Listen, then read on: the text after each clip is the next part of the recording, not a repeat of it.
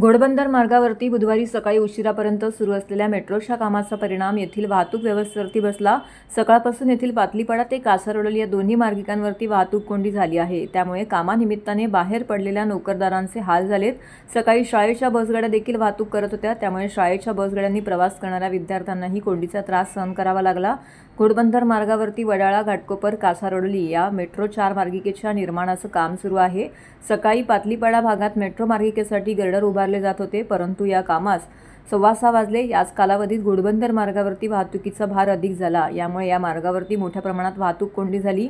दोन्ही मार्गिकांवरती पातलीपाडा ते कासारवडलीपर्यंत वाहतूक कोंडी झाली होती। वाहन चालकांना अवघ्या काही मिनिटांचे अंतर पार करण्यासाठी अर्धा तास लागला। शाळा सुरू झाल्याने मार्गावरती शाळेच्या बसगाड्यांची वाहतूक वाढली, त्यामुळे विद्यार्थी देखील या वाहतूक कोंडीमध्ये अडकून होते। शाळकरी मुलांना, नोकरदारांना या वाहतूक कोंडीमुळे वेळेत पोहोचता आलं नाही। सकाळी 8 नंतरही वाहतूक कोंडी कायम होती। काही वाहन चालकांनी अंतर्गत मार्गाचा वापर करण्यास सुरुवात केली, परंतु अंतर्गत मार्गावर देखील वाहनांचा भार वाढून कोंडी झाली होती।